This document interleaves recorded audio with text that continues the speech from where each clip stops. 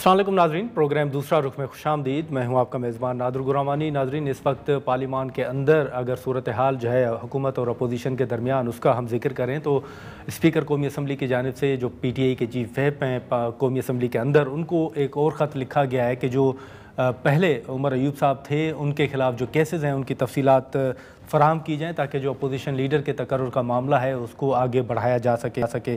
अब इस हवाले से ये भी सवालात उठाए जा रहे हैं कि जब अपोजिशन की जानिब से जो रिक्वायर्ड नंबर है उनके साथ एक दरख्वास्त स्पीकर साहब को दी गई है, तो उसके बाद उमर अयूब साहब के हवाले से जो केसेस का जिक्र है या केसेस की तफसीलात हैं वो किस हद तक ज़रूरी है कि वो तफसीलात जो हैं वो स्पीकर साहब को फ़राहम की जाए। फिर हमने देखा कि हाल ही में सोहेल आफरीदी साहब ने लाहौर का जो है दौरा किया, पंजाब का दौरा किया, और वहाँ पर हमने देखा कि PTI के कुछ बयानात आए कि मार्केट्स बंद की गई। फिर पंजाब असम्बली के अंदर जो वाक़या पेश आया उस हवाले से भी हमने देखा, और आज CM खैबर पख्तूनख्वा की जानिब से CM पंजाब को जो है वो ख़त भी लिखा गया है और उसमें अपने तहफ़्फ़ुज़ात का इजहार भी किया गया और एहतजाज भी रिकॉर्ड करवाया गया है जो उनके दौरे के दौरान वहाँ पर सूरत हाल पेश आई।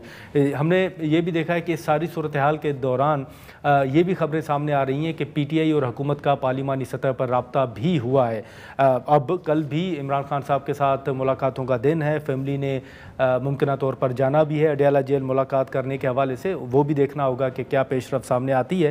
लेकिन इस पर जो मुज़ाकरात और जो मुलाकातों के हवाले से मामलात हैं उस पर हम अली मोहम्मद खान साहब हमारे साथ मौजूद हैं, उनसे गुफ्तगू करेंगे। अली मोहम्मद साहब, बहुत शुक्रिया सर वक्त निकालने का। सबसे पहले तो ये जो मुज़ाकरात के हवाले से गुज़िश्ता कई दिनों से गुफ्तगू चल रही है, हुकूमत यह भी दावा कर रही है कि हम दावत देते हैं लेकिन PTI जो है वो हाथ नहीं बढ़ा रही। अब ये खबरें आ रही हैं कि पार्लिमानी सतह पर रब्ता हुआ है।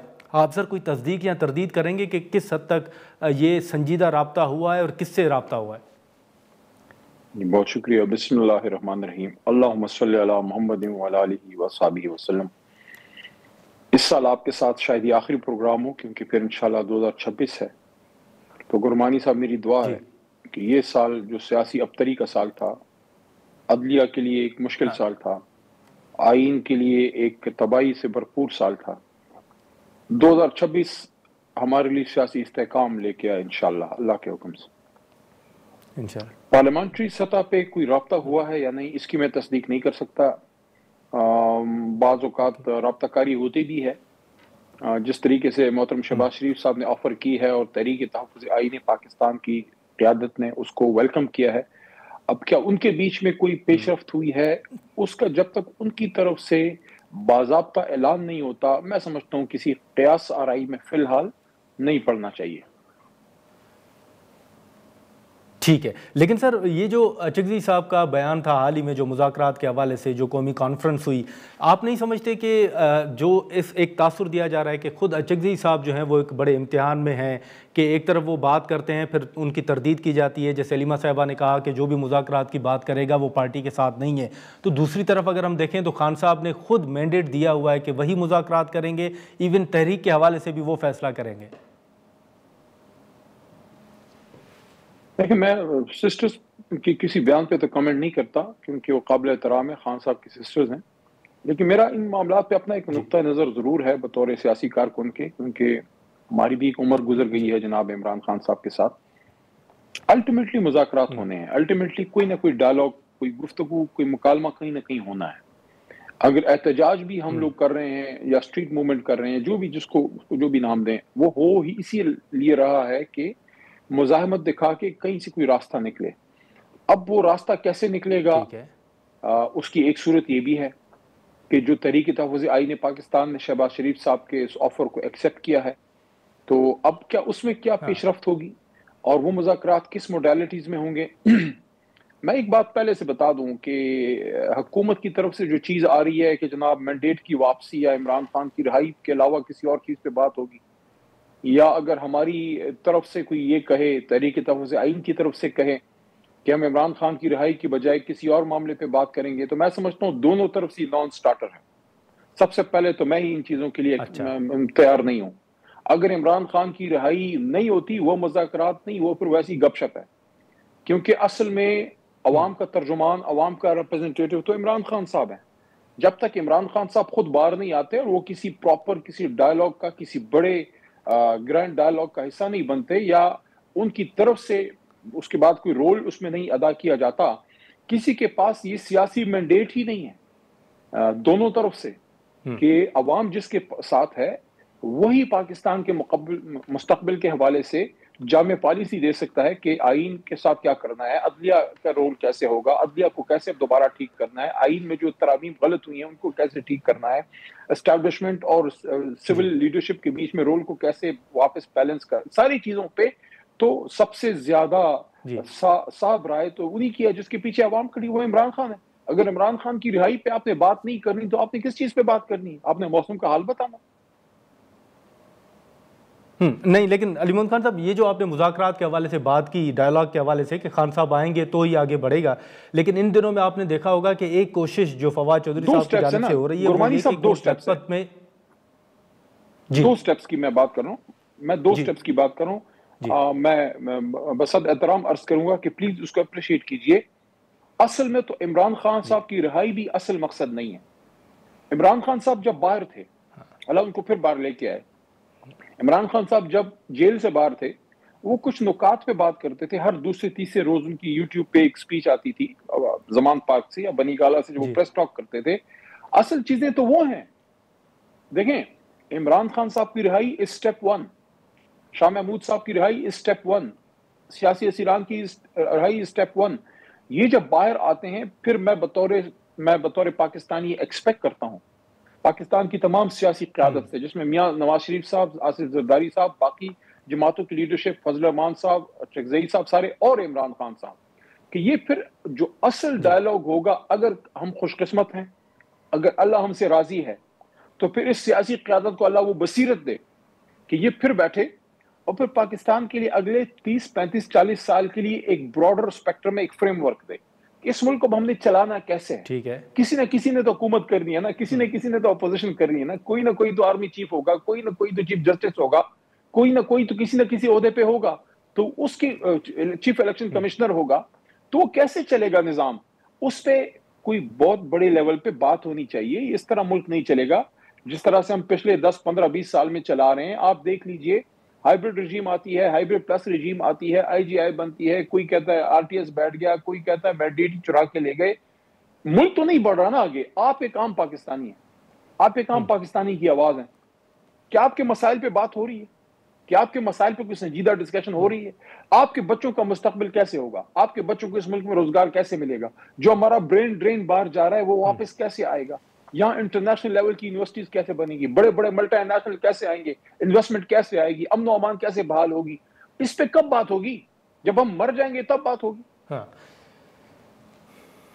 لیکن علی محمد خان صاحب ایک نقطہ جو آپ خان صاحب کی رہائی کی بات کر رہے ہیں سر, آپ بھی سمجھتے ہیں, اور ایک واضح طور پر ایک چیز جو سامنے نظر آ رہی ہے وہ یہ ہے کہ شاید ان کی رہائی حکومت سے ان کا لینا دینا اتنا نہیں ہے جتنا اسٹیبلشمنٹ کا ہے. اور حال ہی میں جو D G I S P R صاحب نے پریس کانفرنس کی تھی, آپ کو لگتا ہے کہ ایسے ماحول میں خان صاحب کی رہائی آنے والے دنوں میں, آنے والے ماہ میں ممکن ہوگی؟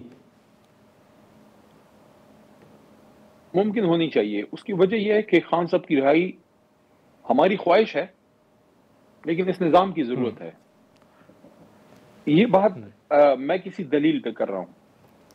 اس کی وجہ گرمانی صاحب یہ ہے کہ عمران خان اگر ایک شخص ہو, ایک قومی ہیرو ہے, اور اس کے پیچھے اگر بالفرض مال خدا نخواستہ ایک بندہ بھی نہیں ہے, بس ایک شخص ہے جو بہت بڑا آدمی ہے, بہت بڑا ہیرو ہے, تو اس کو آپ نے جیل میں ڈال دیا ہے, ٹھیک ہے, ڈالے رکھیں, آپ ذاتی انتقام لے رہے ہیں, لیتے رہیں.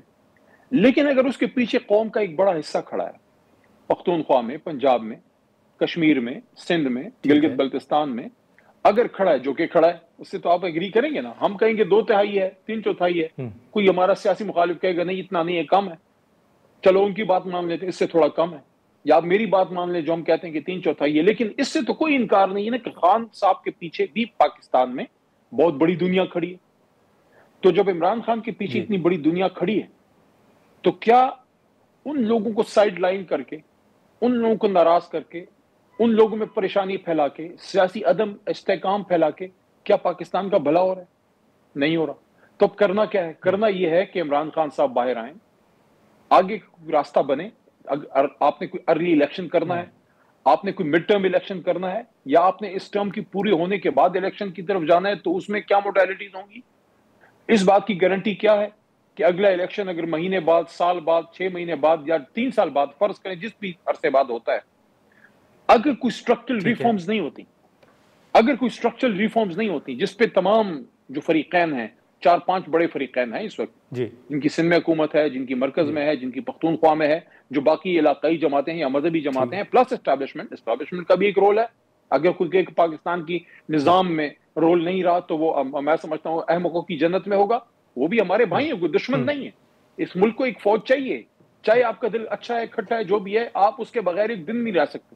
لیکن اسٹیبلشمنٹ کا رول کیا ہوگا اس پہ بھی تو بات ہونی چاہیے نا. نہ پورا مائنس کر سکتے ہیں کہ کسی چیز میں ان کی کوئی انپٹ نہ ہو، نہ وہ کر سکتے ہیں جو اس وقت ڈیفنس منسٹر صاحب کہتے ہیں کہ ہائیبرڈ پلس رجیم ہے. تو ان چیزوں پہ کون آ کے بات کرے گا؟ ڈونلڈ ٹرمپ بات کرے گا، اس پہ پوٹن نے بات کرنی ہے، مودی نے کرنی ہے، کس نے کرنی ہے؟ حضور والا ہم لوگوں نے کرنی ہے. اب میں نے تو نہیں کرنی، میں تو عمران خان ہوں، میں تو اس کا ایک کارکن ہوں. اس پہ علی محمد خان بات کرنی ہے، اس پہ صاحب نے بات کرنی ہے. بالکل سر، ایک آخر میں مختصراً اگر یہ بتا دیں کہ یہ جتنی کوششیں پاکستان کے اندر پی ٹی آئی کی قیادت کر رہی ہے، ایسے میں پارٹی کے اندر ایک تاثر یہ بھی ہے کہ جو باہر بیٹھے لوگ ہیں یا باہر سے جو اکاؤنٹس چل رہے ہیں، سم ٹائمز ایسی ویڈیوز اپلوڈ ہو جاتی ہیں، ایسے ٹویٹس ہو جاتے ہیں کہ وہ پی ٹی آئی کے لیے مشکلات پیدا کرتی ہیں. آپ اس سے اتفاق کرتے ہیں سر؟ میں نے بہت پہلے اس پہ آواز اٹھائی تھی، کچھ لوگ میرے سے ناراض ہوئے تھے. میں نے یہ بات تب کی تھی پچھلے سال جب الیکشن ہو گیا اور 71 کے حوالے سے کوئی ویڈیو انہوں نے لگائی تھی جو خان صاحب کی نظر سے ہی نہیں گزری تھی، اور اس پہ میں نے یہ کہا تھا کہ یہ مت کریں، ایسی چیزیں نہ لگائیں جس سے عمران خان پہ پرچے کٹتے ہیں، عمران خان کی زندگی مشکل ہوتی ہے. آپ کی تو واہ ہو جاتی ہے، آپ کو تو ڈالر آ جاتے ہیں، آپ تو خوش ہو جاتے ہیں، آپ کی تو بلے بلے بھی ہو جاتی ہے، جو بھی ہے. لیکن ادھر ہمارا جو لیڈر ہے، جو اس قوم کا لیڈر ہے، جو ایک ملنگ آدمی ہے، اگر میرے کسی عمل سے، میں کسی اور کو نہیں کہتا، اگر علی محمد کی کسی کام سے عمران خان کی زندگی جیل میں تنگ ہوتی ہے، اگر میری وجہ سے میرے لیڈر کو تکلیف ہوتی ہے، تو مجھے وہ کام کرنا چاہیے. اب میں تو وہ کام کروں نا جس سے عمران خان کی رہائی کا راستہ کھولے. بالکل ٹھیک ہے. علی محمد خان صاحب بہت شکریہ سر وقت نکالا. تھینک یو سو مچ. ناظرین، علی محمد خان صاحب کی گفتگو آپ نے سنی. ہم یہاں پر ایک مختصر سا بریک لیتے ہیں اور بریک کے بعد گفتگو کو آگے بڑھاتے ہیں.